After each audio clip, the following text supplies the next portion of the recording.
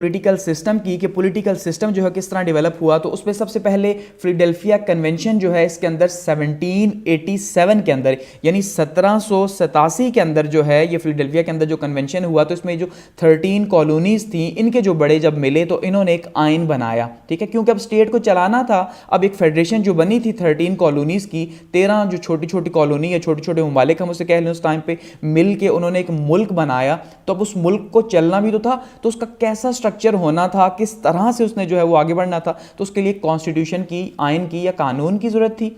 तो वो कानून बनाया गया 1787 के अंदर और उसके बाद उसको इन्फोर्स किया गया यानी लागू किया गया 1789 के अंदर, यानी 1789 में वो लागू हो गया।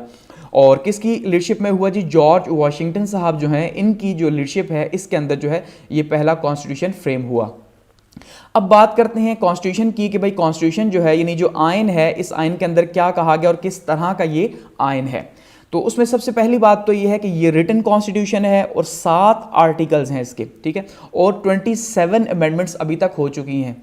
अब सबसे इंटरेस्टिंग बात यह है कि ये अमेरिका का जो कॉन्स्टिट्यूशन है ये इंतहाई ब्रीफ कॉन्स्टिट्यूशन है, यानी आप देखिए सिर्फ 7 आर्टिकल्स। और पाकिस्तान की अगर बात की जाए तो पाकिस्तान में 280 आर्टिकल्स हैं, यानी 280 आर्टिकल्स पाकिस्तान के कॉन्स्टिट्यूशन के अंदर है और अमेरिका कॉन्स्टिट्यूशन के अंदर सिर्फ 7 आर्टिकल्स हैं। और पाकिस्तान में इस टाइम तक यानी पिछले 72 सालों में हम ये कह सकते हैं कि 26 जो है वो अमेंडमेंट्स हो चुकी हैं। और इवन 72 साल तो पाकिस्तान को बने हुए, लेकिन जो हमारा कॉन्स्टिट्यूशन है वो तो 1973 का है। तो 1973 के बाद से अभी तक 26 जो है वो इसके अंदर अमेंडमेंट्स हो चुकी हैं, जबकि अमेरिका में पिछले 300 साल के अंदर ऑलमोस्ट जो है वो कितनी चेंजेस हुई? सिर्फ और सिर्फ 27, क्योंकि वहां का कॉन्स्टिट्यूशन ब्रीफ तो है लेकिन काफी ज्यादा सख्त है, जिसमें चेंज लाना बहुत ज्यादा मुश्किल है। और ये एक रिट कॉन्स्टिट्यूशन है, और रिट कॉन्स्टिट्यूशन इसलिए है कि इसमें अगर आपको कोई भी चेंज लानी है यानी कोई भी अमेंडमेंट करनी है तो आप कैसे अमेंडमेंट करेंगे कि सबसे पहले तो आपको 2/3 जो है मेजॉरिटी चाहिए होगी कांग्रेस के अंदर, ठीक है, और दूसरा उसके बाद आपको चाहिए होगी 3/4 मेजॉरिटी ऑफ द स्टेट, यानी कि जो उनकी स्टेट्स हैं, जो रियासतें हैं, अगर रियासतें जैसे 50 रियासतें हैं अमेरिका की, तो 50 में से ऑलमोस्ट 40 रियासतें जब हामी भरेंगी उस कानून के ऊपर, हाँ भाई आप ये कानून पास कर सकते हैं, तो तब वो कानून पास होगा, अदरवाइज पास नहीं हो सकता। इसी वजह से इतना ज़्यादा वो रिग्ड है, इतना ज़्यादा सख्त किस्म का है कि पिछले 300 सालों के अंदर वहाँ पर सिर्फ 27 जो है वो अमेंडमेंट्स हुई हैं, क्योंकि वो इतना टफ है। इसके अलावा क्या है जी? बाइकैमरल लेजिस्लेशन है। बाइकैमरल यानी कि 2 ऐवानी मुकन्नना है, ठीक है। अब जैसे पाकिस्तान के अंदर पार्लियामेंट कहा जाता है पॉलिटिकल, ये जो हमारी ऐवानी मुकन्ना है, ठीक है, तो वो भी बाइकैमरल है, लेकिन वहां पे अमेरिका के अंदर उसको कहा जाता है कांग्रेस। यहां पे पार्लियामेंट, वहां पे उसको कांग्रेस कहा जाता है। और इसी तरह इसके 2 हाउसेज हैं। जो लोअर हाउस है उसको कहते हैं हाउस ऑफ रिप्रेजेंटेटिव, यानी जो डायरेक्टली इलेक्ट होकर आते हैं, जिसको हम पाकिस्तान के अंदर कौमी असम्बली कहते हैं, ठीक है। तो वहां पे हाउस ऑफ रिप्रेजेंटेटिव्स है और 435 मेंबर्स जो हैं हाउस ऑफ रिप्रेजेंटेटिव के हैं। और इसी तरह से जो अपर हाउस है वो है सेनेट और 100 मेंबर्स इसके हैं। और हर रियासत से 2 लोग इसमें जो है वो शामिल होते हैं। इसी वजह से सेनेट को the most powerful house, upper house कहा जाता है दुनिया के अंदर, अमेरिका के सेनेट को, ठीक है। तो यहां पे 100 लोग शामिल हैं। पाकिस्तान के भी अपर हाउस को सेनेट ही कहा जाता है। उसके बाद अगर बात करें तो ये फेडरल सिस्टम है। 50 स्टेट्स हैं, यानी कि 50 रियासतें हैं, और रियासतें क्या हैं? आज़ाद हैं, समझिए। तो एक फेडरेशन के थ्रू ये जुड़ी हुई हैं, यानी अपने कॉन्स्टिट्यूशन के थ्रू ये जो है जुड़ी हुई हैं। और पाकिस्तान भी एक फेडरेशन है, जैसे देखा सूबे आज़ाद हैं और फिर भी वो इस्लामाबाद के अंदर या सेंटर के अंदर जो है वो काम करते हैं। तो इसी तरह ये फेडरल सिस्टम है। सेपरेशन ऑफ पावर है। सेपरेशन ऑफ पावर यानी कि एग्जीक्यूटिव है, लेजिस्लेटिव है और जुडिशरी, और तीनों एक दूसरे से अलग काम करते हैं और एक दूसरे के ऊपर चेक एंड बैलेंस भी रखते हैं। चेक एंड बैलेंस भी है। चेक एंड बैलेंस मतलब यही कि एग्जीक्यूटिव जो है कोई काम भी खुद से नहीं कर सकती, लेजिस्लेटिव कुछ खुद से नहीं कर सकती, या जुडिशरी कोई भी इलीगल काम नहीं कर सकती, क्योंकि उनके ऊपर चेक एंड बैलेंस का एक सिस्टम मौजूद है उनके कॉन्स्टिट्यूशन के अंदर। और सेपरेशन ऑफ पावर का पर्पस भी यही होता है कि वहां पे चेक एंड बैलेंस हो सके। उसके बाद अगर बात करें तो प्रेसिडेंशियल सिस्टम है। जैसे पाकिस्तान के अंदर पार्लियामेंट्री सिस्टम है, तो वहां पे प्रेसिडेंशियल सिस्टम है, यानी कि जो सदर है वो क्या है, वो वहां कुल का हम मान सकते हैं कि भाई सारे इख्तियारात उसी के पास हैं, गो कि वो मिस यूज उन्हें नहीं कर सकता, लेकिन फिर भी जो है वो हेड ऑफ द स्टेट है। इसी तरह से वाइस प्रेसिडेंट वहाँ पे होता है, यानी कि सदर साहब हैं और उसके नीचे जो है वाइस प्रेसिडेंट साहब मौजूद हैं। फंडामेंटल राइट्स जो हैं उनको डिक्लेयर किया गया कॉन्स्टिट्यूशन के अंदर। आपने देखा क्योंकि अमेरिका जो है असल में कालों का मुल्क था। अब ये ज़रा काले गोरे का एक आपने देखा आज भी झगड़ा वहाँ पे मौजूद है। पिछले साल भी कितना ज़्यादा हंगामा हुआ इसके ऊपर, इस साल हुआ। तो वहाँ पे जो ओरिजिनल नेटिव लोग हैं वो काले हैं, ठीक है, और अब ये जो अमेरिकन हैं, ये जो अभी उसके ऊपर रूल कर रहे हैं, जिसको हम कहते हैं, ये तो असल में जो है ये गोरे थे जिन्होंने आके कब्जा किया था। तो इस वजह से फंडामेंटल राइट्स अभी भी यहाँ पे वहाँ पे एक इशू है, लेकिन फंडामेंटल राइट्स को वहाँ कहा गया कि भाई काला है गोरा है, वहाँ पे हर एक के लिए राइट्स एक जैसे होंगे। और उसके अलावा एक मजे की बात यह है कि वहाँ पे ड्यूल सिटीजनशिप है। ड्यूल सिटीजनशिप से मुराद ये है कि भाई एक बंदा जो है उसके पास दो जो है वो अपने पास आईडी कार्ड्स होंगे या आइडेंटिटीज़ होंगी। एक वो जिस रियासत से उसका ताल्लुक है, ठीक है। अगर एक बंदा जो है वो फिलाडेल्फिया से है तो एक तो उसके पास उसका आईडी होगा, और दूसरा जो है वो अमेरिकन है तो दूसरा उसके पास जो है अमेरिकन होने का जो है वो आईडी होगा। तो उसका मतलब दो जो है उसके पास शहरियतें मौजूद होंगी अमेरिका के अंदर। और लिमिटेड गवर्नमेंट है, यानी कि लोग आज़ाद हैं, लिबरलिज्म है, आज़ादी है। इस वजह से जो गवर्नमेंट है उसका कंट्रोल लोगों के ऊपर कम से कम है। लिमिटेड का मतलब ये है, ठीक है, लोगों की आज़ादी ज़्यादा है। तो ये कुछ जो फीचर्स हैं वो क्या हैं, जो फीचर्स हैं अमेरिकन कॉन्स्टिट्यूशन के, यूएस कॉन्स्टिट्यूशन के। आगे बढ़ते हैं और बात करते हैं सबसे पहले जी द यूएस प्रेसिडेंट की, यानी कि अमेरिकन सदर की, कि अमेरिका के जो सदर साहब हैं वो उनके पास क्या क्या पावर्स हैं, उसके लिए क्या क्या शराइत हैं। सबसे पहले अगर हम बात करें रिक्वायरमेंट्स के क्या शराइत हैं, कौन बंदा जो है वो अमेरिका का सदर बन सकता है, तो उसमें पहली शर्त क्या है, सबसे पहले तो उसकी एज होनी चाहिए 35 साल जी। अब जैसे पाकिस्तान के अंदर है 45 साल, तो वहाँ पे क्या है 35 साल। दूसरा शर्त ये है कि 14 साल से एटलीस्ट वो अमेरिका के अंदर रह रहा हो, ठीक है, यानी 14 साल से अमेरिका का शहरी हो, ये दूसरी शर्त है। और इसके अलावा ये डायरेक्ट वोटिंग भी होती है और इलेक्टोरल कॉलेज जो है उसके थ्रू भी जो है चूज़ किया जाता है। जैसे अभी आपने देखा ये जो बाइडेन साहब हैं जो कि अभी कुछ दिन पहले जो है वो अमेरिका के नए सदर बने हैं। और टर्म जो है 4 ईयर्स होती है इसकी, यानी कि 4 साल की टर्म होती है। जैसे हमारे पास 5 साल की है तो वहाँ पे 4 साल की होती है। और अब जो है वहाँ पे ये अमेंडमेंट हुई है कि कोई भी बंदा 2 बार से ज़्यादा जो है वो सदर इलेक्ट नहीं हो सकता, ठीक है। और सदर साहब बैठते कहाँ पे हैं या उनका ऑफिस कहाँ पे है जी, व्हाइट हाउस के अंदर है, वाशिंगटन डीसी के अंदर। और सदर को उतारा कैसे जाता है, रिमूवल्स की कैसे होगी, मर गया तो ठीक, नहीं तो उसकी इम्पीचमेंट होगी। इम्पीचमेंट यानी कि मुआवजा होगा, और वो भी 2/3 जो है कांग्रेस के अंदर अगर मेजॉरिटी होगी अपोजिशन की और उसके थ्रू अगर वो मुआवजा करेंगे तो सदर जाएगा, अदरवाइज सदर साहब नहीं जाएंगे। तो ये कुछ रिक्वायरमेंट्स हैं। अब बात करते हैं ड्यूटीज़ की और पावर्स की, कि भाई क्या क्या पावर्स हैं या क्या क्या ड्यूटीज़ हैं अमेरिकन प्रेसिडेंट की, कि भाई कौन कौन सी जो उनकी ऐसे काम है जो उन्होंने करने ही करने हैं। सबसे पहली बात तो ये है एग्जेक्टिव पावर्स है उनके पास, यानी एग्जेक्टिव पावर का मतलब क्या है कि सबसे पहले उनके पास सरबराही ताकत है, कि भाई वो मुल्क के सरबराह हैं। तो इसका मतलब पूरे के पूरा कंट्रोल जो है मुल्क का वो किसके पास है, वो सारे का सारा अमेरिकन प्रेसिडेंट के पास कंट्रोल है मुल्क का या मुल्क के हर इदारे का, ठीक है। और एग्जेक्टिव पावर्स के अंदर क्या क्या पावर्स हैं, पहले नंबर पे एग्जीक्यूशन ऑफ लॉज हैं, यानी कि कानून जो है उसको लागू करना सबसे पहला काम है सदर साहब का, कि वो कानून को लागू करेंगे मुल्क के अंदर। दूसरा क्या है, काउंसिल ऑफ मिनिस्टर्स जो हैं, यानी कि उनके जो मिनिस्टर्स हैं उनको उनकी जो काउंसिल है उसको हेड करना, ये दूसरा काम है। और थर्ड पे क्या है, सुपरविजन ऑफ स्टाफ है, जो कि 67,000 के करीब जो है 6700 के करीब सॉरी जो है ये इनका सुपरविजन का स्टाफ है, जो इनके नीचे यानी सदर साहब के नीचे डायरेक्टली जो है वो आता है, जिसको मैनेज करना इनका काम है। और एग्जेक्टिव ऑर्डर्स जो हैं इनका काम है, एग्जेक्टिव ऑर्डर्स जितने भी हैं यानी जो ऑर्डर्स दिए जाते हैं किसी भी इदारे को इनकी तरफ से होते हैं। डायरेक्टिंग एजेंसीज जो एजेंसीज हैं जैसे CIA हो गया, FBI हो गया, तो इनको जो है डायरेक्ट करना भी सदर साहब के एग्जेक्टिव पावर्स के अंदर है। इसके अलावा अपॉइंटमेंट्स जो होती हैं, ठीक है, अब एम्बेसडर्स के अपॉइंटमेंट्स हैं या जिस तरह से मिलिट्री की अपॉइंटमेंट्स हो गई, तो ये अपॉइंटमेंट या जितनी भी हाई लेवल की अपॉइंटमेंट्स हैं वो सारी की सारी जो है वो एग्जेक्टिव पावर्स के अंदर आती हैं सदर साहब के, यानी अमेरिकन सदर के पास। बात करते हैं लेजिस्लेटिव पावर्स की, कि भाई सदर साहब के पास कानून बनाने की कौन कौन सी ताकत मौजूद है। तो सबसे पहली बात उनके पास लेजिस्लेटिव पावर में वीटो पावर मौजूद है, क्योंकि कानून तो तभी वो बनाएंगे जब उनके पास कोई भी लॉ आएगा जो कांग्रेस से पास होगा, और कांग्रेस से पास हो गया जब उनके पास आएगा तो उन्होंने उसे प्रूव कर देना है, या प्रूव करेंगे और अगर वो उन्हें पसंद नहीं, वो नहीं चाहते कि कानून बने, ठीक है, तो फिर क्या होगा, वो उसे वीटो कर देंगे। वीटो की पावर जो है अमेरिकन प्रेसिडेंट के पास मौजूद है, ठीक है, और ये 10 दिन के अंदर उन्होंने करना होगा। और इसके अलावा जुडिशियल पावर जो है इनके पास मौजूद है। जुडिशियल पावर में यानी कि किसी भी इसी तरह से वीटो कर सकते हैं किसी भी लॉ को, लेकिन वो बाद में फिर उसको कांग्रेस के अंदर डिबेट करके या जुडिशरी भी उसको दोबारा से लागू कर सकती है। फाइनेंशियल पावर्स इनके पास मौजूद हैं। फाइनेंशियल पावर्स में क्योंकि अब बजट जो है वो बनाना हुकूमत का काम है, तो हुकूमत के हेड जो है सदर साहब हैं, तो उसका मतलब फाइनेंशियल पावर्स इनके पास हैं। इसी तरह से फॉरेन पॉलिसी सारी की सारी ये खुद बनाते हैं, साथ में एजेंसीज को मिलाते हैं, उनके पास ये पावर है फॉरेन पॉलिसी बनाने की। डिबेट देखिए, जो भी पावर्स हैं वो सारी की सारी कंसेंट के साथ हैं, बाहमी रजामंदी होगी कांग्रेस के साथ तभी जाके लागू होगा। लेकिन फिर भी यानी कि जो हम कह सकते हैं कि ज़्यादा जो पावर है किसी के पास तो वो सदर साहब के पास ही है उसकी। इसी तरह से मिलिट्री के हेड हैं या उनको अपॉइंट्स करना है तो वो सदर साहब की पावर्स हैं, अमेरिकन प्रेसिडेंट की पावर्स। ठीक है, तो ये जो है अमेरिकन प्रेसिडेंट साहब की जो है वो पावर्स और ड्यूटीज़ हैं।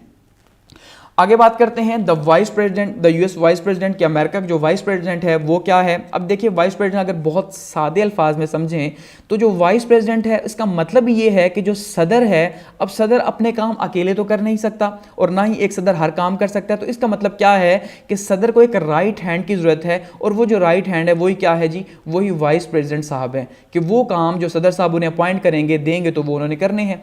अब उसके लिए भी क्वालिफिकेशन है। सबसे पहली बात वही कि भाई 35 साल उसकी एज हो और 14 साल जो है वो अमेरिका का रिहायशी हो, क्योंकि सदर की गैर मौजूदगी में, ये सदर के मरने की सूरत में तो वाइस प्रेसिडेंट से भी सदर हैं, तो उसका मतलब क्वालिफिकेशन तो सेम होगी जो सदर की है, और टर्म ऑफ ऑफिस भी 4 साल ही होगा उतना ही। और ड्यूटीज़ क्या हैं, पॉलिटिकल विजिट्स हैं। अब जैसे मैंने कहा सदर साहब हर जगह खुद तो जा नहीं सकते हैं, तो पॉलिटिकल जो विजिट्स हैं दूसरे कंट्रीज़ में जाना या फिर जो मुल्क के अंदर जो विजिट्स हैं उनमें जो है वो वाइस प्रेसिडेंट साहब जो है वो जाया करेंगे। इसके अलावा सक्सेशन है कि सदर अगर मर गया, ठीक है, या पागल हो गया, कुछ भी हो गया, तो अब फ़ौरन से उसकी सीट तो खाली है, तो वो जो सीट खाली है उस सीट पर कौन बैठेगा, उस सीट पर वाइस प्रेसिडेंट साहब बैठेंगे क्योंकि वो सदर बन चुके हैं। और प्रेसिडेंट ऑफ सेनेट है, इसी तरह से जो सेनेट है, ठीक है, सेनेट के सदर जो हैं वो कौन होगा जी, सेनेट का सदर वाइस प्रेसिडेंट होगा। मीटिंग्स जितनी भी होती हैं वो मीटिंग्स जो सदर साहब उन्हें बताएंगे कि भाई ये मीटिंग्स आपने करनी है, तो वाइस प्रेसिडेंट साहब वो क्या करेंगे, वो मीटिंग्स जो है उनको हेड करेंगे। इसी तरह से कमेटी जो है उसको लीड करेंगे, जिन जो कमेटीज़ हैं उनको भी लीड कौन करता है, वाइस प्रेसिडेंट साहब करते हैं। तो ये कुछ वाइस प्रेसिडेंट साहब के इख्तियारात और ड्यूटीज़ हैं। आगे बढ़ते हैं और बात करते हैं द कांग्रेस की। द कांग्रेस यानी कि वो जो उनका जो पॉलिटिकल सिस्टम है जिसको हेड किया जाता है, सबसे इंपॉर्टेंट वो क्या है, कांग्रेस है। जैसे पाकिस्तान के अंदर मैं पहले बता चुका हूँ आपको कि पार्लियामेंट है, वहाँ पे कांग्रेस है। यहाँ पे हम क्या कहते हैं जी, पाकिस्तान के अंदर पार्लियामेंट कहते हैं कि पार्लियामेंट ने ये फैसला किया, पार्लियामेंट सुप्रीम है, पार्लियामेंट क्या करेगी। और हम जानते हैं पार्लियामेंट के 2 हाउसेज हैं, यानी कि अपर हाउस जो है वो सेनेट है और लोअर हाउस जो है वो कौमी असम्बली है।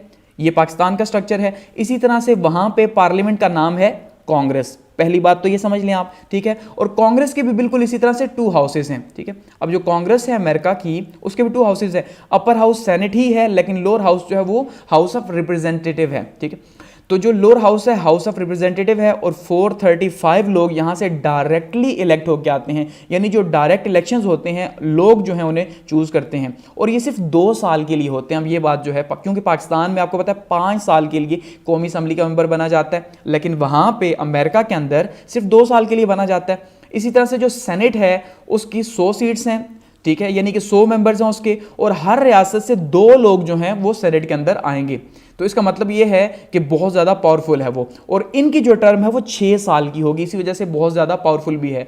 6 साल इनकी टर्म होगी, इलेक्शंस इनडायरेक्ट होंगे, और सबसे इंपॉर्टेंट बात यह है कि 2/3 जो हैं वो रिटायर हो जाएंगे हर 2 साल के बाद। क्यों? क्योंकि ये कॉन्टिन्यूस प्रोसेस है, ये कॉन्टिन्यूस प्रोसेस जो है वो रुक नहीं सकता। अब पाकिस्तान के अंदर भी ऐसा ही होता है, हम जानते हैं, क्योंकि सेनेट को तो दोबारा से खाली नहीं किया जा सकता कि भाई खाली हो गई और दोबारा से इलेक्शंस हो गए, उसके तो इलेक्शंस इस तरह साथ साथ होते रहते हैं। तो उससे क्या होता है कि ये जो लॉ मेकिंग का जो प्रोसेस है वो नहीं रुकता, वो चलता रहता है। ठीक हो गया जी, ये तो है कांग्रेस। अब पावर्स की बात की जाए या उसके फंक्शंस की बात की जाए कि उसकी ताकत क्या है कांग्रेस की, यानी इख्तियारात क्या हैं और इख्तियारात को इस्तेमाल कैसे करती है। सबसे पहले लेजिस्लेटिव पावर है कांग्रेस के पास, और बहुत सात किस्म की पावर्स हैं। जितनी भी पावर्स हैं ये हकीकत में कांग्रेस के पास मौजूद हैं, ये सारी की सारी पावर्स। जैसे पाकिस्तान में आपने देखा कांग्रेस जो पार्लियामेंट जो है वो तो शायद बराए नाम ही है, ओरिजिनल जो फैसले हों कहीं और हैं। तो असल में वहाँ पे क्या है, जो पॉलिटिकल सिस्टम है वहाँ पे कांग्रेस जो है वो पावरफुल है। तो सबसे पहले कानून जितने भी हैं वो कौन बनाएगा जी, वो कानून बनाएगा जी कांग्रेस, यानी लेजिस्लेशन होगी कांग्रेस के पास। इन्वेस्टिगेटिव पावर्स हैं, यानी किसी भी के इन्वेस्टिगेशन बिठानी है किसी के ऊपर, चाहे सदर के ऊपर ही बिठानी है, वाइस प्रेसिडेंट के ऊपर बिठानी है, किसी मेंबर के ऊपर बिठानी है, किसी इदारे के ऊपर जो है इन्वेस्टिगेशन करनी है, तो वो सारी पावर्स किसके पास हैं, कांग्रेस के पास है।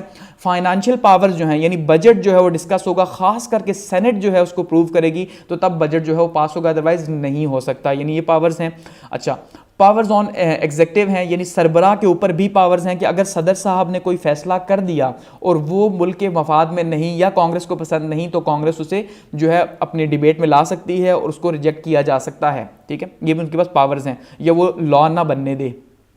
इसी तरह से इम्पीचमेंट जो है यानी मुआवजा जो है सदर का, वो भी कौन करेगा जी, वो करेगा जी सेनेट, ठीक है, अब सॉरी कांग्रेस करेगी। जो कांग्रेस है उसके पास ये इख्तियार है कि वो क्या करे जी, कि वो इम्पीचमेंट करे सदर की। उसके बाद जो अमेंडमेंट्स है वो तो इख्तियार है ही है, क्योंकि जब कानून बनाया जाएगा तो कानून चेंज करने का इख्तियार भी उसी के पास ही होगा। और टू कंट्रोल स्टाफ, जो स्टाफ है जो उनके अंडर, ठीक है, वो सारे का सारा स्टाफ, उसको भी कंट्रोल करना जो है इनकी पावर्स में शामिल है। नहीं, ये पावर्स जो है कांग्रेस की हैं, अमेरिकन कांग्रेस की पावर्स। आगे बढ़ते हैं और बात करते हैं the upper house of Congress, जिसको हमने कहा द सेनेट, कि भाई जो सेनेट है वो क्या है, वो अपर हाउस है किसका, अमेरिकन सिस्टम के अंदर। तो अब देखते हैं सेनेट, जिसको कहा जाता है the most powerful upper house in the world, कि दुनिया का सबसे पावरफुल अगर अपर हाउस देखा जाए दुनिया के पॉलिटिकल सिस्टम के अंदर, तो इस टाइम पे अमेरिका की सेनेट है। और वो क्यों है उसको देखते हैं। सबसे पहले अगर इसकी कंपोजिशन की बात करें तो 100 लोग इसके अंदर होते हैं और 2 लोग जो हैं वो हर रियासत से इसके अंदर शामिल होते हैं, यानी 2 सेनेटर्स हर रियासत से। और इनका जो टेन्योर है वो 6 साल का है, ठीक है, और हर 2.5 साल के बाद जो है वो 2 साल के बाद 2/3 मेंबर्स जो हैं वो रुखसत हो जाएंगे और नए जो है उनकी जगह आ जाएंगे। अब अगर बात करें पावर्स की और फंक्शंस की, तो फिर हमें पता चले कि कितनी पावरफुल है। सबसे पहले लेजिस्लेटिव पावर्स जो हैं वो सारी की सारी सेनेट के पास हैं। अब ये जितनी भी पावर्स सेनेट के पास हैं ये हाउस ऑफ रिप्रेजेंटेटिव के साथ मिल के जो है इनको शेयर किया जाता है। लेकिन क्योंकि हाउस ऑफ रिप्रेजेंटेटिव एक तो 2 साल उनका टेन्योर है, दूसरा वो इतना ज़्यादा पावरफुल नहीं, तो ये बराए नाम ही आप कह लें कि भाई जो उनकी कौमी असम्बली है वो बराए नाम है, तो जो सेनेट है असल में वही सारी पावर्स यूज़ करती है। तो लेजिस्लेटिव पावर्स यानी कानून बनाने की सारी ताकत जो है सेनेट के पास है। एग्जीक्यूटिव का कंट्रोल जो है सरबराह का, वो सारे का सारा सेनेट के पास है। अच्छा, president need approval of senate. अब एग्जीक्यूटिव का कंट्रोल, इसका मतलब क्या है कि भाई जितने भी काम सदर साहब करेंगे अपनी मर्जी से भी वो करेंगे, ठीक है, कोई भी फैसला उन्होंने अपनी मर्जी से कर लिया, डिसीजन ले लिया, अब उसको अप्रूव करना होगा कि वो सेनेट में वो आएगा, वो लॉ बनेगा या सेनेट उसकी परमिशन देगी तब होगा। अब जैसे कि लेट्स सपोज अपॉइंटमेंट है कि पाकिस्तान के लिए अगर उन्होंने किसी बंदे को अपॉइंट कर दिया एज एम्बेसडर, तो अब क्या होगा कि उसकी मंजूरी कौन देगा, उसकी मंजूरी जो है वो कांग्रेस देगी, सेनेट देगी, तब जाके सदर साहब उसको परमिट यहां कर सकते हैं, अदरवाइज नहीं कर सकते। जुडिशियल पावर्स हैं, ठीक है जी। अपॉइंटमेंट ऑफ जजेस है, जितने भी जजेस की अपॉइंटमेंट है वो सारी की सारी कहां से होती है, वो सेनेट के थ्रू होती है। सेनेट जो है जजेस अपॉइंट करती है और सेनेट ही जो है जजेस को रिमूव भी कर सकती है उनकी इम्पीचमेंट के थ्रू। फाइनेंशियल पावर्स हैं, जितनी भी यानी कि जो पैसे से रिलेटेड जो लेन देन है, जो डिबेट है, वो सारी की सारी सेनेट के अंदर होती है। सेनेट जो है वो डिबेट करती है कि बजट पास करना है या नहीं करना, या बजट में नए टैक्सेस लगाने हैं या नहीं लगाने, ये सारी की सारी डिबेट।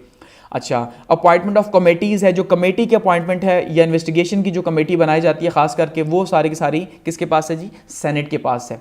और इसको मोस्ट पावरफुल अपर हाउस क्यों कहा जाता है, अगर इस क्यों का हम आंसर लें कि भाई क्यों इसको मोस्ट पावरफुल अपर हाउस कहा जाता है, तो उसमें सबसे पहले एक स्ट्रॉन्ग फेडरेशन की अलामत है। क्योंकि जैसे अगर 50 रियासतें हैं अमेरिका और वो सारी की सारी आज़ाद हैं, फिर भी वो फेडरेशन के थ्रू जुड़ी हुई हैं, तो ये इन्हीं सेनेटर्स की ताकत है जिस वजह से वो जुड़ी हुई हैं, ठीक है, इनकी पॉलिटिक्स के थ्रू। डायरेक्ट इलेक्शंस होते हैं इनके, इस वजह से ये पावरफुल हैं। अच्छा, लॉन्ग टेन्योर है, ठीक है, इनका जो दौरानिया है यहाँ पे, अच्छा जी, लॉन्ग टेन्योर 6 साल के लिए है और 2.5 साल के 2 साल के बाद जो है 2/3 मेंबर्स जो हैं वो रुखसत हो जाएंगे। एक्सपीरियंस्ड मेंबर्स होते हैं, सबसे इंपॉर्टेंट बात ये है, ठीक है, और पावरफुल चैम्बर है। इन्वेस्टिगेटिव पावर्स भी इनके पास हैं, किसी भी इदारे के खिलाफ, सदर के खिलाफ, वाइस प्रेसिडेंट के खिलाफ, इस वजह से ये मोस्ट पावरफुल हैं। और लॉन्ग डिबेट जो है, इनकी डिबेट पे कोई पाबंदी नहीं कि भाई 10 मिनट आपको देंगे, आप बोले, 7 मिनट आपके पास है आप बोले, ऐसा नहीं, जितना दिल है बोले, जिस बात पे जितनी डिबेट करनी है करे, जितने दिन करनी है सेनेटर्स डिबेट कर सकते हैं, उनको इख्तियार हासिल है। इसी वजह से ये मोस्ट पावरफुल अपर हाउस माना जाता है दुनिया के अंदर। तो ये है अमेरिकन सेनेट। आगे बढ़ते हैं और बात करते हैं लेजिस्लेटिव प्रोसीजर की, कि लेजिस्लेटिव प्रोसीजर जो है यानी कि जो कानून बनता है अमेरिका के अंदर, वो कानून किस तरह से बनता है या कितने जो प्रोसीजर्स हैं उनके थ्रू जो है वो कानून बनेगा, कि कोई भी कानून जो है वो किस तरह से अपनी शक्ल लेगा। सबसे पहले क्या होता है जी, इंट्रोडक्शन ऑफ बिल्स होता है। सबसे पहले जो भी कानून है उसके ऊपर सबसे पहले बातचीत होगी कि भाई कौन सा बिल बनाया जाए, कौन सा कानून नया बनाया जाए। फिर एक बिल की फॉर्म में उसको इंट्रोड्यूस करवाया जाएगा असेंबली के अंदर, ठीक है, या सेनेट कांग्रेस के अंदर इंट्रोड्यूस करवाया जाएगा। उसके बाद वो कमेटी के हवाले होगा, यानी कि कमेटी के पास जाएगा, कमेटी देखेगी उसकी लीगल जितने भी पहलू हैं कि भाई इसका क्या इफेक्ट है, किस तरह से हो सकता है, नहीं है जो चेंज करनी है।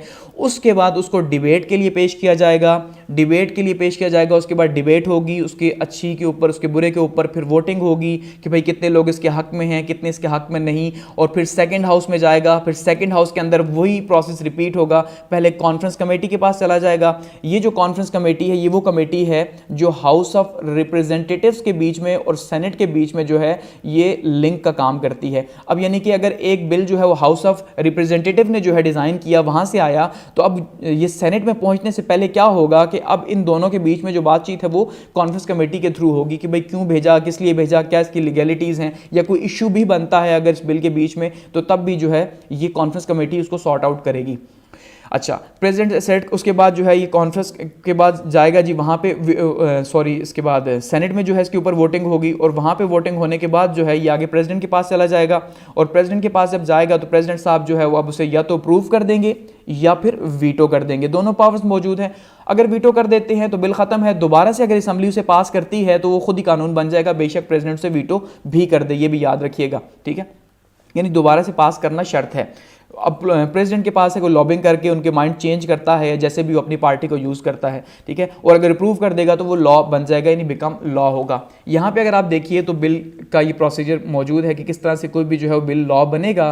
कि सबसे पहले early law start with an idea, कि सबसे पहले एक आइडिया कि क्या बनाना है हमने, भाई वो क्या आइडिया था, किस बात के ऊपर बातचीत हो रही है, किस तरह का कानून बना। जैसे अब आप देखिए पाकिस्तान के अंदर रेप के अंदर बात हो रही है कि भाई जो ज्यादती के मुल्जिमान हैं, ठीक है, उनको या तो 25 साल की सज़ा दी जाएगी या फिर जो है उन्हें फिर वो नामर्द बनाया जाएगा, ठीक है। तो अब ये जिस तरह से अब सबसे पहले इसके ऊपर डिबेट हुई, डिस्कशन हुई, उसके बाद अब ये असेंबली में आएगा, ठीक है, असेंबली में आके इसको इंट्रोड्यूस करवाया जाएगा। उसके बाद जो है ये कमेटी में जाएगा, कमेटी इसके लीगल पहलुओं को देखेगी। उसके बाद जो है ये इसके ऊपर डिबेट होगी दोनों हाउसेस के अंदर, और उसके बाद जो है ये सदर के पास जाएगा और फिर सर साहब इसे पास कर देंगे और इस तरह से ये लॉ बन जाएगा। और फिर उसके नतीजे के तौर पर जो भी ज्यादती के मुल्ज़िमान हैं उनके लिए दोनों में से अपनी मर्जी से जो भी चूज़ करेंगे, या तो 25 साल जेल में रहेंगे या नामर्द होंगे। ये एक एग्जांपल है कि लॉज कैसे बनते हैं, लेजिस्लेटिव प्रोसीजर क्या है यूएस के अंदर।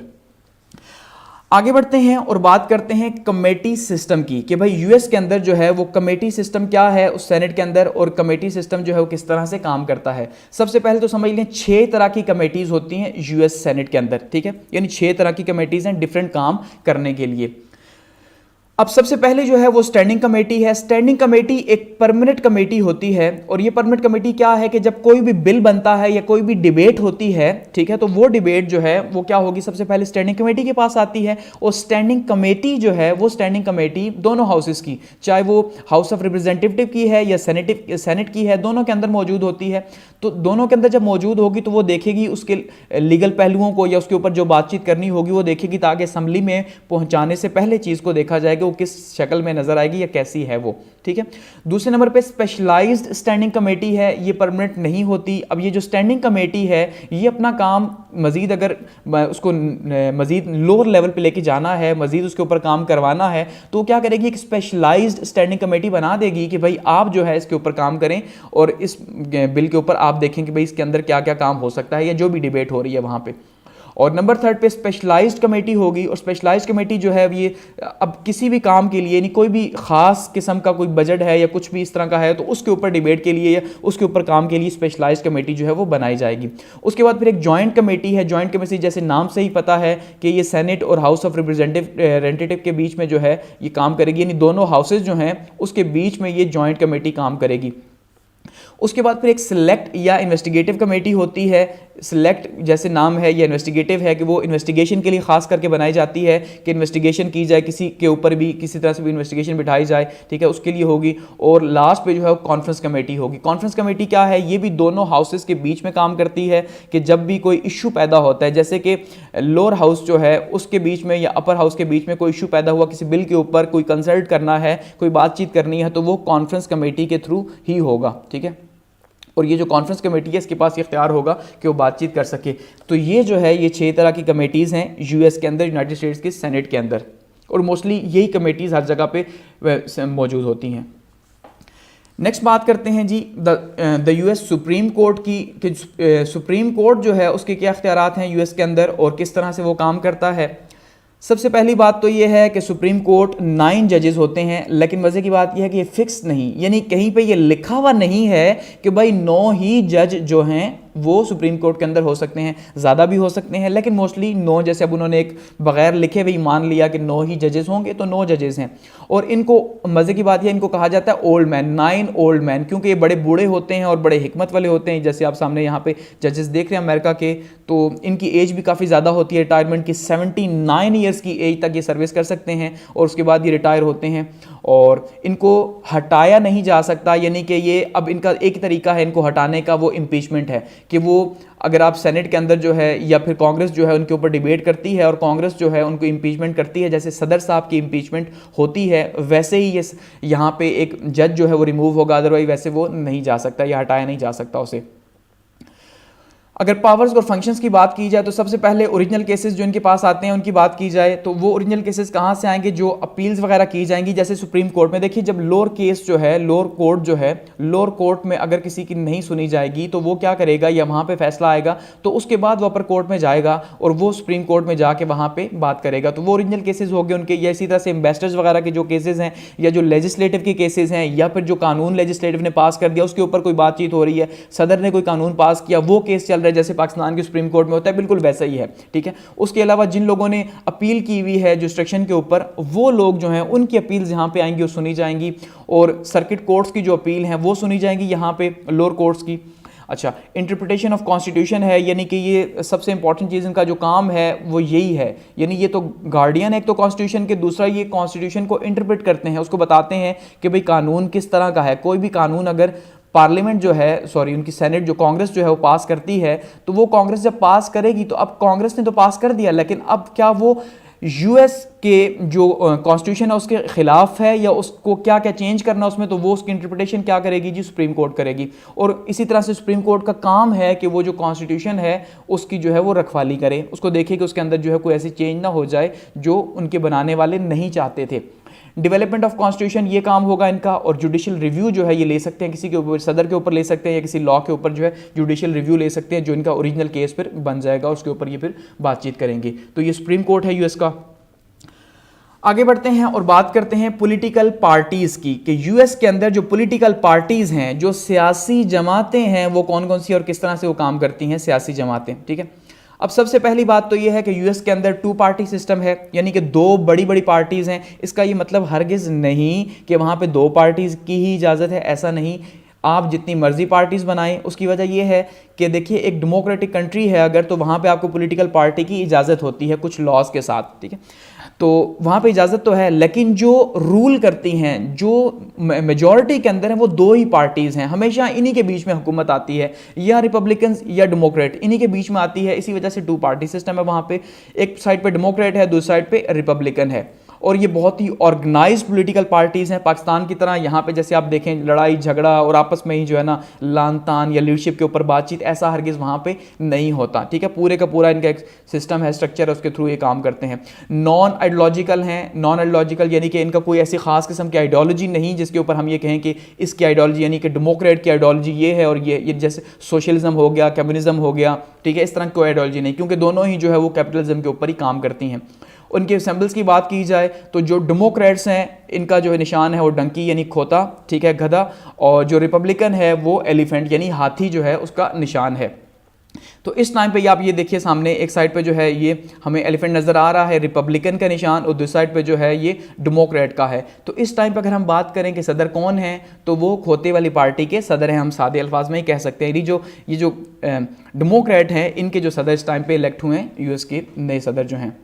अच्छा, प्रोग्राम्स दोनों के सेम होंगे, यानी कि ऐसा हरगिज़ नहीं कि जैसे अब पाकिस्तान के अंदर अगर बात करें पीपल्स पार्टी की, तो वो लिबरल और सोशलिस्ट पार्टी थोड़ा सा ज़्यादा खुद को मनवाती है तो कैपिटलिस्ट ही, लेकिन लिबरल जैसे वो कहती है कि भाई हम लेफ्ट विंग की पार्टी हैं, ठीक है। इस तरह से अगर बात करें पीटीआई की या पीएमएलएन की, तो वो क्या है, वो कंजर्वेटिव पार्टीज़ हैं। तो इसी तरह से इनकी आइडियोलॉजीज डिफरेंट है, लेकिन वहाँ पर आइडियोलॉजी सेम ही है। और सेम क्या है, दोनों ही कैपिटलिज्म की, सरमायादारी की जो है वो सपोर्टर हैं, सरमायादाराना निज़ाम को ही जो है वो सपोर्ट करती हैं। पॉलिटिकल कल्चर बनाने में बहुत अहम रोल अदा करती हैं।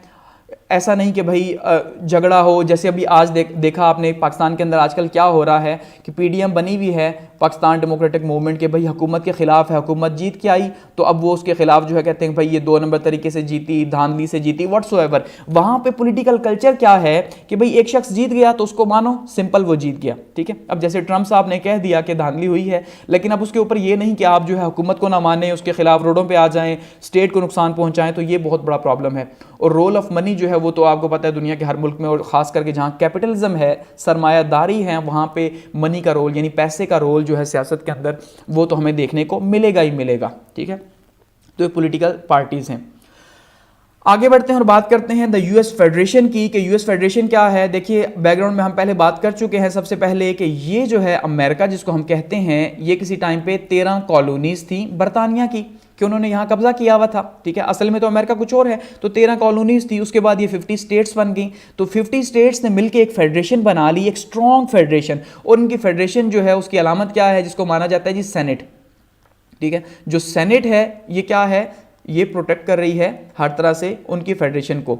और अगर बात करें हम, तो ये आप यहाँ पे सामने एक झंडा जो देख रहे हैं, ये फ्लैग है यूएस का, तो इसमें ये जो स्टार्स हैं ये 13 स्टार्स हैं। ये 13 स्टार्स जो स्टार्ट की 13 कॉलोनीज थी, जो एक्चुअल में अमेरिका बना, तो ये उन्हीं 13 स्टार्स उन्हीं जो है कॉलोनीज को, एक एक स्टार एक एक कॉलोनी को रिप्रेजेंट करता है अमेरिकन फ्लैग के अंदर, ठीक हो गया। तो ये इनकी फेडरेशन है। और फेडरेशन के अंदर पावर की अगर बात की जाए तो पावर कैसे होती है कि एक पावर जो है वो सेंटर के पास होगी कुछ पावर्स, और कुछ पावर्स जो हैं वो आगे उन्होंने डिस्ट्रीब्यूट की भी होंगी, कि जहाँ जहाँ पे भी आगे अब जो स्टेट्स हैं उनके पास वो अपने पास पावर्स मौजूद होंगी।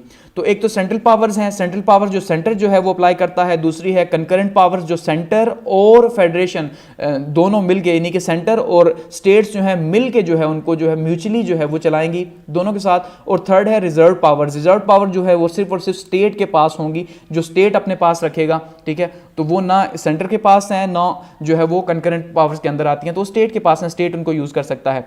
और सेपरेट गवर्नमेंट है, यानी कि सेपरेट गवर्नमेंट का मतलब ये है कि रियासतें जो हैं वो आज़ाद हैं और उनके अंदर अपनी अपनी हुकूमत मौजूद है। अब कहीं पे भी जहाँ पे फेडरल सिस्टम होगा, जैसे पाकिस्तान के अंदर भी फेडरल सिस्टम ही है, इंडिया के अंदर भी फेडरल सिस्टम है, तो वहाँ पे क्या होगा, वहाँ पे इस तरह से पावर्स की डिस्ट्रीब्यूशन होगी कि सबसे पहले आप देखिए एक यूनियन लिस्ट है। यूनियन लिस्ट क्या है कि वो पावर सारी की सारी जो कि सेंटर जो है उसके पास हैं, और वही जिसके थ्रू जो है एक मुल्क जुड़ा हुआ है।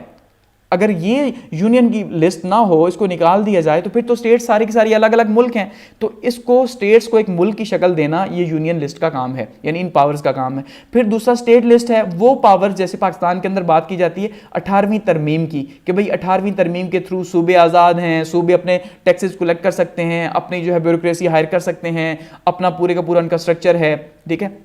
इसी तरह से इसके अलावा बात की जाए कंकरेंट लिस्ट की, तो जो दोनों यानी कि सेंटर प्लस जो है वो स्टेट मिल के जो है वो रन करते हैं। अब ये जो दोनों मिल के रन करते हैं, एग्जांपल आप इसके ले लें, जैसे लेट्स सपोज सीएसएस की हम बात कर लेते हैं कि भाई सीएसएस वाले जो है वो काम तो जो है स्टेट्स के अंदर ही करते हैं, लेकिन उनकी हायरिंग कौन करता है, सेंटर करता है, तो मिलजुल के काम होता है। तो इस तरह से ये पूरे का पूरा स्ट्रक्चर जो है ये फेडरेशन के अंदर मौजूद होता है। और एट दी एंड लास्ट पे बात करते हैं जी सेपरेशन ऑफ पावर की, यानी कि ताकत जो है उसकी तकसीम की, कि ताकत जो है वो तकसीम कैसे होती है।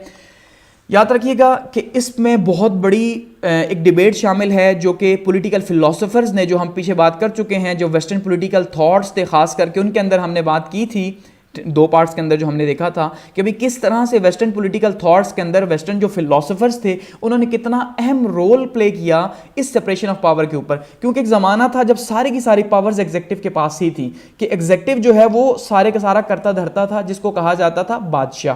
ठीक है, वो किंग था या बादशाह था या कोई भी उसको सुल्तान कह ले, सारी पावर सुल्तान के पास थी, कानून भी वही बनाता, जुडिशरी भी उसी के अंदर, यानी काजी भी उसी के अंदर आते, सब कुछ उसी के अंदर कंट्रोल होता। तो फिर जो है ये वेस्टर्न पॉलिटिकल फिलोसोफर्स जो हैं इन्होंने डिबेट स्टार्ट की कि भाई जब बादशाह ही ने कानून बनाने हैं और उसी के नीचे ही जुडिशरी है, तो फिर बादशाह को कौन पूछेगा? ऐसे ही है ना कि बादशाह को फिर तो कोई पूछ ही नहीं सकता, तो ये तो जो है ये खुदा बना बैठा है। तो इसका मतलब ये है कि इन पावर्स को सेपरेट किया जाए, कानून बनाने वाला इदारा अलग हो, उसको लागू करने वाला इदारा अलग हो, और जुडिशरी जो है उसके चेक एंड बैलेंस रखने के लिए अलग हो। तो इसी को सेपरेशन ऑफ पावर कहा गया, जो कि एक बहुत ही लंबे प्रोसेस के बाद दुनिया को मिला। तो अमेरिका के अंदर भी ये सेपरेशन ऑफ पावर जो है मौजूद है, यानी एग्जीक्यूटिव अपना काम करती है, लेजिस्लेटिव कानून बनाने वाला इदारा अपना काम करता है, जुडिशरी अपना काम करती है, ठीक है। और सेपरेशन ऑफ पावर का पर्पस क्या है कि अवॉइड किया जाए कॉन्सेंट्रेशन ऑफ पावर को, कि ताकत जब एक जगह पे होगी, जैसे मैंने कहा कि जैसे बादशाह के पास अगर सारी ताकत थी, तो अब अगर किंग है तो किंग के पास सारी ताकत है, तो इसका मतलब मिसयूज होगा उसका, वो एब्सोल्यूट अथॉरिटी है, तो एब्सोल्यूट अथॉरिटी तो जो है वो नुकसानदेह है। जुडिशियल रिव्यू मौजूद है वहां पे कि जुडिशरी रिव्यू ले सकती है किसी भी बात के ऊपर जो कानून उन्होंने बनाया, अगर बादशाह ने अपने हक में बनाया कानून तो वो उसके ऊपर रिव्यू लिया जा सकता है। और रिव्यू क्यों लिया जा सकता है? क्योंकि टायरनी को, यानी एक डंडे की हुकूमत को चेंज किया जाए, जैसे हम कहते हैं पाकिस्तान के अंदर मार्शल लॉ के हम एग्जांपल लेते हैं, ठीक है। अब जब मार्शल लॉ होता है पाकिस्तान के अंदर तो क्या होता है, एक जो मार्शल लॉ एडमिनिस्ट्रेटर है सारी की सारी पावर्स उसी के पास होती हैं, वो जिस तरह मर्जी यूज करे। अब जैसे देखिए जुल्फिकार अली भुट्टो साहब एक सिविल मार्शल एडमिनिस्ट्रेटर थे, लेकिन उन्होंने जो है वो पूरे का पूरा स्ट्रक्चर पाकिस्तान का चेंज कर दिया, सोशलिस्ट बना दिया था पाकिस्तान को, ठीक है। इसी तरह से प्रो डेमोक्रेसी जो है, ये जब भी डेमोक्रेसी जहां पे होगी, जहां पे भी जमहूरियत होगी, ठीक है, अवाम की हुकूमत मानते हैं वहां पे होगी, तो वहां पे ये सेपरेशन ऑफ पावर होगी। अकाउंटेबिलिटी सबसे इंपॉर्टेंट है, और आप देख लें पाकिस्तान के अंदर सबसे ज्यादा इसी के ऊपर शोर हो रहा है। जैसे इमरान खान साहब कहते हैं जी एनआरओ नहीं मिलेगा, पॉलिटिकल पार्टीज कहती हैं हमने हुकूमत को हटाना है, आधे पॉलिटिकल लीडर्स जेलों के अंदर हैं। क्यों? अकाउंटेबिलिटी की वजह से, कि भाई आप लोगों ने अगर एक पब्लिक ऑफिस यूज किया तो पब्लिक ऑफिस यूज करके फायदा कितना उठाया, बताओ, ये पैसा जो आपके पास आया कहां से आया? तो वो जो पूछ का अकाउंटेबिलिटी है, जैसे नैब पाकिस्तान के अंदर करता है, इस तरह से हर जो है वो पॉलिटिकल सिस्टम के अंदर मौजूद होती है अकाउंटेबिलिटी। और इंडिपेंडेंस ऑफ जुडिशरी है, जो जुडिशरी है, जो अदलिया है, वो आजाद है हर लिहाज से, जैसे भी अदलिया जो है वो किसी के खिलाफ भी फैसला दे सकती है।